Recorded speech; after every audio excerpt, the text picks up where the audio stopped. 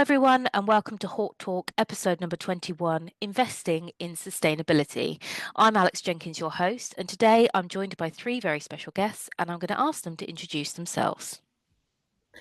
Hi, I'm Andy Johnson. I'm Managing Director of Wyvale Nurseries in Herefordshire. We're a third generation family run business, and we're in our 10th decade now. So a good continuity there. We grow and sell in a wide variety of markets, the largest being the landscape sector, major projects and into the trade, where we specialise in native trees, all the way through from seedlings to extra heavy standards, and a range of specimens, multi-stems, feathered trees. And we also have a container division that grows complementary products for the landscape market, but also promotional plants for the retail side. Hi, I'm Katie Eckley from the Old Railway Line Garden Centre. We're a garden centre in Mid Wales. My role is operations director, so we're looking at future planning, and the sustainability factor is always sort of embedded within any of our decisions made on site. So we've got plans going ahead next year for a new plant canopy and lobby, and so we've got lots of factors to consider going forward with that. Hello everybody, my name is Mel Asker. I'm the Managing Director here at Greenwood Plants. We are currently the AIPH's post holder of International Grower of the Year, an amazing global award, and also their Sustainability Business of the Year. So yeah, really pleased to be here today. So I'm just going to ask you all really, what was the catalyst to you investing in sustainability within your businesses? Well, for Wyvale, it's always been sort of a foundational value that has underpinned the business. Harry Williamson, our founder, was very keen on nature conservation and donated a woodland to the Herefordshire Wildlife Trust. So it's really been an awareness and a desire to improve the environment has always underpinned the business. But 2010, we looked into ISO 14001 and got certification for that. So we've always tried to build environmental responsibility into each division's activities, but it's gaining in momentum with the pressures of climate change and the other things that are vitally important for us all to be engaged with. So at the Old Railway Line, again, it's one of our sort of core values. We consider sustainability and environmental factors in everything that we do. As far as a catalyst goes, back in 2012, we sort of really first started investing in it more heavily when we put our first installation of 210 solar panels in on our new shop building. But ever since then, it's sort of been embedded in everything, and we try and reuse as much as we can rather than purchasing new all the time. We try and make the best of anything, and then whenever we're doing new development, we try and think of the most sustainable way forward. There's also huge financial benefits to be had as well for the business, especially when you're looking at solar. And we're currently looking at sort of water recycling. We do a lot already, but with this new canopy, obviously there's a large space there to factor in. So we're looking at doing more with that as well. For us at Greenwood, we looked at our strategy in early 2022 and started making some quite big decisions around sustainability. And I think that was the real catalyst for us. And we decided to really continue with our G-Cycle programme, which was a wooden pallet and crate recycling programme that was started in Q4 2021. And the decision to keep continuing with that, even though we had lots of resistance from our clients, actually gave us the confidence to make some bigger sustainability commitments. So we also decided to transition to becoming fully peat-free, to look at our facilities footprint and setup and start making more sustainability-based decisions around that. And also then things like transitioning machinery over to electric and just more sustainably sourced ways of working. So for us, the big catalyst and the big change point was a strategy revision and making some big commitments around that. And that those that you have transitioned, what was that journey like? So I think it's interesting because generally the more sustainable based technologies seem to cost more. So you have a whole series of electric machinery and forklifts and so on and so forth. And it's a case of making the decision to budget differently, to invest more into exactly the same machinery, to try and gain efficiencies elsewhere as a result, so that the business isn't spending more money on its operational expenses. So it's a difficult thing to balance, and it's not just about, I suppose, all of these things with sustainability. It's not just about making the decision to become more sustainable. It's about managing the cost and the investment and the operating processes around it. It's the whole thing together creates complexity in the system. So it's not really just a single decision, if that makes sense. Oh, absolutely. So, Andy, let's talk a little bit about your investment in the reservoir and rainwater harvesting, if that's okay. Yeah, that's fine. As I say, we have objectives across all the division. Each division has its own assessment of impacts and the priorities. But obviously for us, growing on an extensive basis, water management is a huge challenge. We are in the River Wye catchment, which has been a sensitive catchment and is making the news regularly these days with phosphates in the river. But it can go from drought to extreme, as we've currently got flooding, very quickly. And so to build sustainability, a focus on water was key across the whole business. And the starting point for us was to look at all eventualities to keep the irrigation going. And we have 4 boreholes spread across a wide area, each of which has got its own sort of restrictions on daily volumes and abstraction periods. So to give us flexibility, we first created a network, I liken it to the national grid for electricity, so that we can move water from any of the point sources to be used anywhere in the system. And then the next challenge was then to look at buffer capacity because of the daily limits. And, you know, when we do get a prolonged drought period, we could run into difficulty. And the obvious thing to do there was to put in a big lagoon. And we put in a 20,000 cubic meter lagoon, which serves 2 purposes. It gives us the buffer for peak demand, but because we're also in a basin in Hereford, we are prone to flash flooding and other challenges. So we make sure we've got capacity through high rainfall periods to take flood alleviation and then to use the irrigation water when it's required. So it's constant monitoring and adaptation, but you've got to have the infrastructure there to respond to the challenges. But that's also I mean, creating the lagoon and the network, the grid, as you call it, is a huge investment in time and money. Yes. At what point did you think this is going to be worth it, going through all the pain? Because presumably that's not an easy or quick task. How long did it take? Well, we had been looking at the options for a reservoir probably for a decade before we got going. Understanding the challenges and you know, how we could fit it into the system.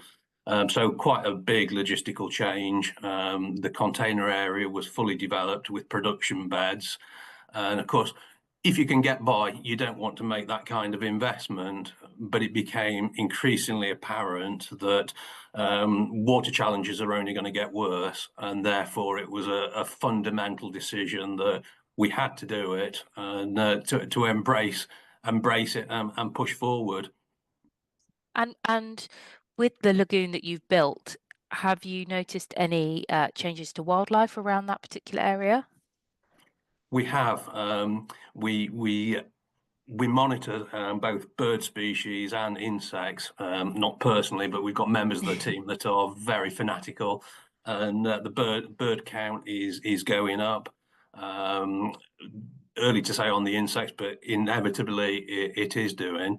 But also we've extended the scheme since putting in the big lagoon, and on the container tree unit, which is being developed and has grown rapidly over the last 2 years. We've also put an unlined reservoir there, So it's got a catchment pond and then a natural lake, so that we've got marginal aquatics and native planting there. So there's a huge impact both on water resilience and on biodiversity in our area, and we're excited to see how that develops. Amazing, fantastic. So, Katie, if I can move on to ask you about, you mentioned briefly the solar panels before, but about that project, can you tell us a little bit about why and a little bit about the installation of them?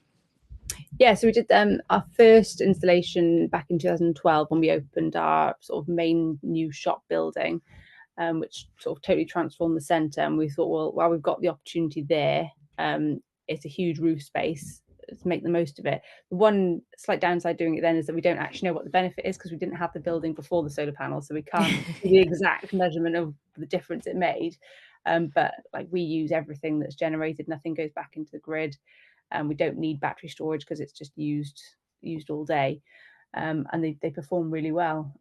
We did an additional installation then last year on another builder, Goods Inwards building. But our limiting factor now is that some of that capacity of that new installation we can't use because the grid can't take any feedback from us. We're our capacity for feedback. So the grids, until the grid is upgraded, we can't use that final capacity or add any additional solar on site. So, and we've spoken, I don't know how quickly that's going to be happening. Like, we're quite a rural area, so it's something that's a bit of a stumbling block at the minute. We've had similar issues with looking at electric vehicle charging points. We wanted to add those for our customers, and also potentially for our own use as well, but we can't install them on site because the nearest suitable electric points are too far away and the expense is too much for anybody to want to invest in it. So it's another sort of limiting factor, but it's been a huge benefit having the solar. But it's just a shame we're at capacity now, because we have got potential to do more. We just can't add it at the minute. And forgive my naivety on this, can the solar not feed electric charging points if you've got capacity? We haven't looked at that. It's more the investment side of things. Like, most of the electric charging point companies invest a certain amount of money because they know they're going to get a benefit back. So it's when that investment level goes too high, then they sort of step away, and they're not so keen to look at it then, because it's sort of beyond the point of being viable for them as well. So that's what we've come up with a couple of people at the minute, which is a shame, because it's something we sort of wanted to look at, as you were saying earlier, about having it for our own vehicles as well as for the public as well. But it's something we'll keep trying, because things are always changing. So we will keep trying, but we definitely wouldn't be without the solar that we've got, because it makes a fair dent in the electric bills. And what sort of savings are you getting from using the solar, if you don't mind me asking? Well, we have looked at it, and it's been difficult to say, because when we built a huge new extension was when we first installed our biggest section. So we don't know what the difference being, because we don't know what the building would have been running at. Like, this has got 150-seater restaurant added in, which we didn't have before the solar. So we haven't got a direct measurement there. And then the most recent one, we have to time that with installing a load of new heated fish tank areas as well. So it's again, we haven't got that figure there to be able to compare it, but so we use everything. We wouldn't be without it, and it's definitely worthwhile doing. And the cost isn't actually huge. The installation cost of solar now, it wasn't astronomical, so I would definitely recommend it if you've got the space available to do it. Absolutely.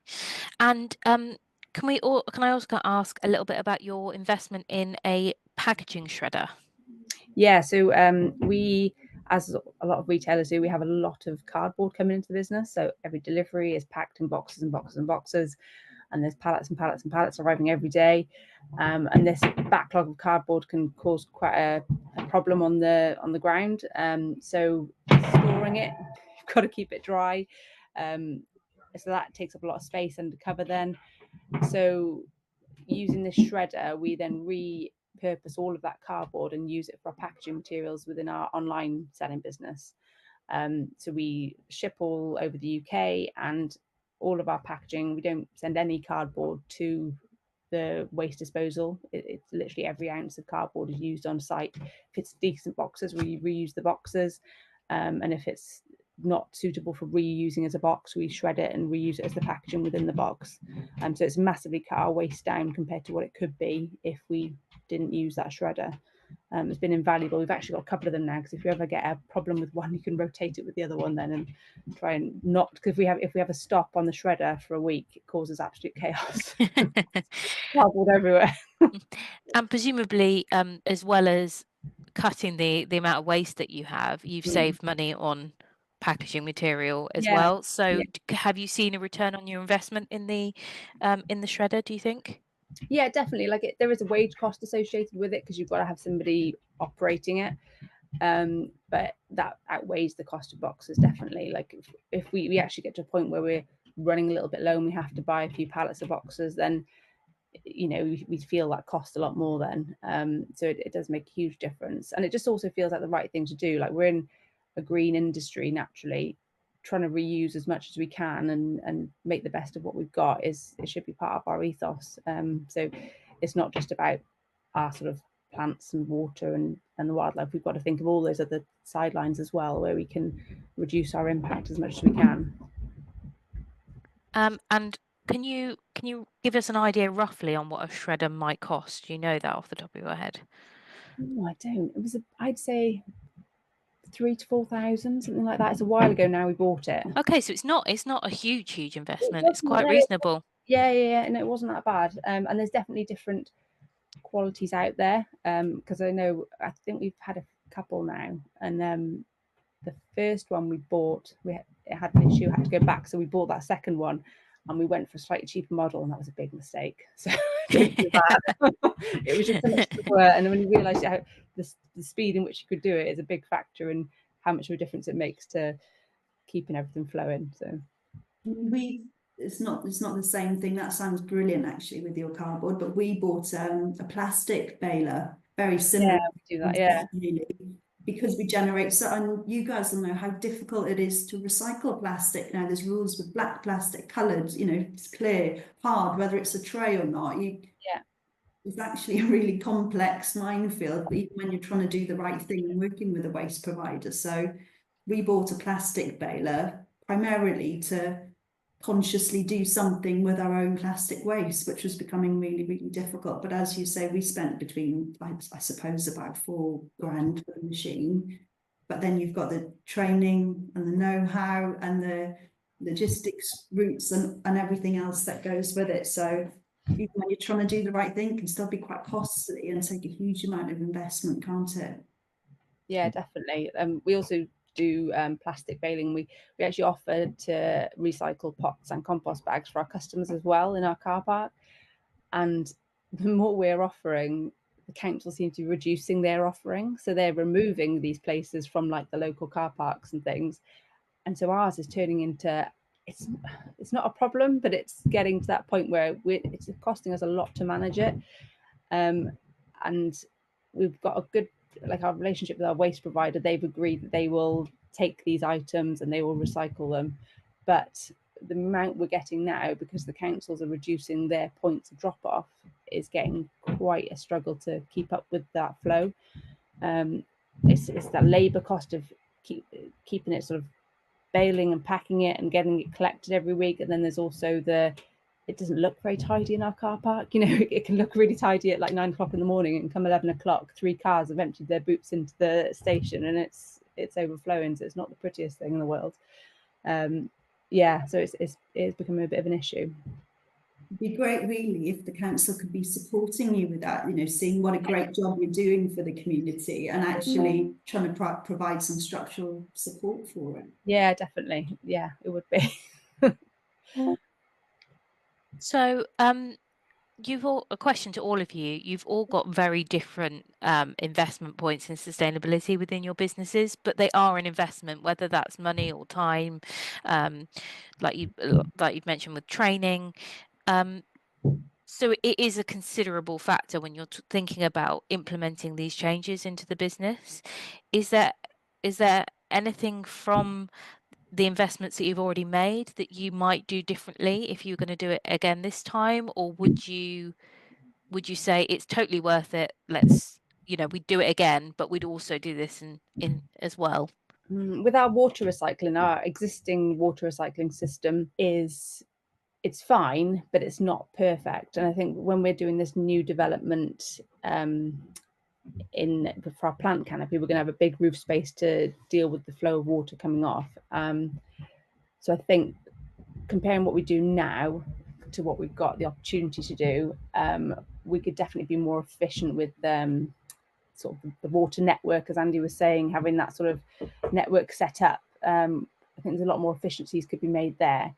And our storage as well, we struggle with space on site. So we've got some above ground tanks, which they take up a lot of room, which I think we're going to have to go underground with our storage. It's going to cost a lot more money. But I think underground storage for us is going to be more efficient in the use of our site, because we're only a sort of 3.5 acre site. So we need to make use of as much space as we can. So that would be definitely something we'd look to be more efficient with, is our water recycling. Yeah, I think, you know, you look back and you can't see that you would do anything different. I think all those investments in sustainability are just part of what we need to be doing. I think the big challenge for any established business is retrofitting these measures into an existing infrastructure. So, as I mentioned, we're in our 10th decade. The container unit has been growing since, really in earnest, since the 80s. And now to look at how you might do things differently always pushes in extra cost. So I would say always consider, as far as you can, the future and the potential sustainability challenges, and try and design those in at the earliest possible phase. I think from our perspective, I'm thinking about when we implemented G-Cycle, which was a brilliant initiative. It recycles all wooden packaging and plastic pots since this year. And we felt really confident it was the right thing to do, and it was sustainable, and it would stop waste, and it was a much smarter use of resources. But actually, it took quite a while for our clients to come on the journey with us, and there was a great deal of resistance for many, many months, and a lot of emotion. And I think we probably could have done a more persuasive job of bringing them on the journey with us. We have an assumption that everyone understands the principles of sustainability and why we're doing it, but sometimes we perhaps need to be more explicit with it. And we've got a communications job to do as well as the actual doing of the change. So yeah, I think that's part of the process and part of the challenge we'll all continue to have, particularly when we expect something from the client, and whether that's a cost-based decision, an effort-based decision, or otherwise, bringing them on the journey so they're absolutely with us and informed is a really important part of the process. And do you think, you mentioned, Mel, about the council maybe should be working with Katie and the old railway line a little bit more as far as that recycling is concerned? Do you think that actually for businesses we should be getting more support from local councils and governments when we're implementing sustainability factors into our businesses?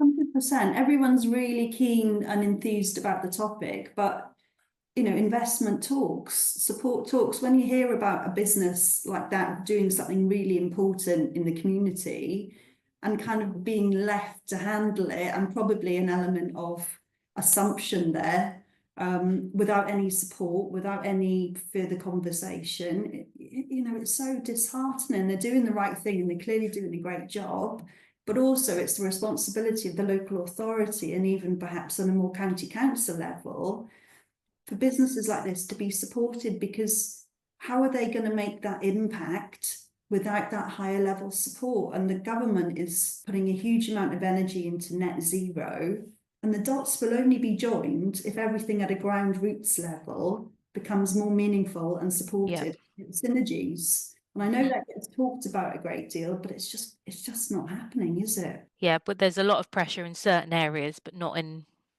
but the support doesn't follow it up. Yeah, exactly. I completely agree on the support level. We've just been speaking to our sort of local MPs recently, and we're just trying to get the point across that we're trying to make all the right decisions and do the right thing by developing in a good way that's sustainable and efficient for everybody. And we don't get the support, like farming, for example. They have support for all their water processes they put in, you know, the recycling systems to make them more efficient, and we just don't get that level of support offered back, even though in some cases we're doing exactly the same thing. And it's frustrating when you sort of putting your case out there and they're just like, oh, well, for us example, our county's classed as a wealthy county, and it's like, well, we're not a wealthy county, we're a farming county. So what would you say to someone that is at the very beginning of this journey? You know, you guys have been doing this for a very long time, and are kind of at the end at some points, and just starting it in other areas. But what would you say to someone that hasn't invested in sustainability in their business yet and is just looking at it? What advice would you give them? Quite an overwhelming subject. There's so much you can do. Like, we've only just started measuring our carbon footprint with Planet Mark, and looking at what we've got ahead of us to do, it can be very overwhelming, of like, where do you start and which decisions make the biggest impact.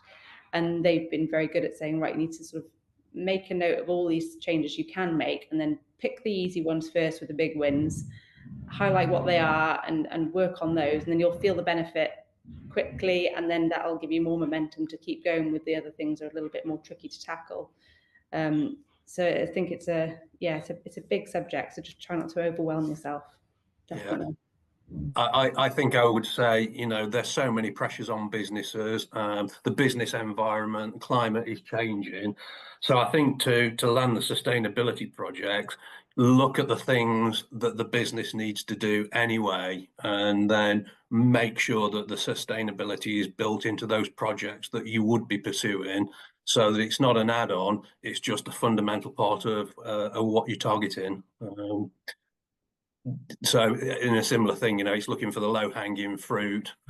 We're at a similar point with carbon reduction as well. We've just done a Planet Mark, and yeah, you're just looking for those things that you go, there is a saving to be had there. Let's build the sustainability objects alongside that, and focus on them first, and tick them off one at a time and do them well. I think we're at that stage where it's reached that difficult decisions point, and we really enjoyed the first few years of our whole sustainability plan, and the, you know, exceptional level of change and the momentum and the excitement, and everyone was on board. And now we're at that point. We've got a mixture of leased premises and owned premises, and different facility management restrictions, and some of our sites are in quite residential areas with lots of restrictions, etc. So we reached that really hard point where some of the decisions now are either incredibly long-term and expensive, or very difficult from a planning perspective.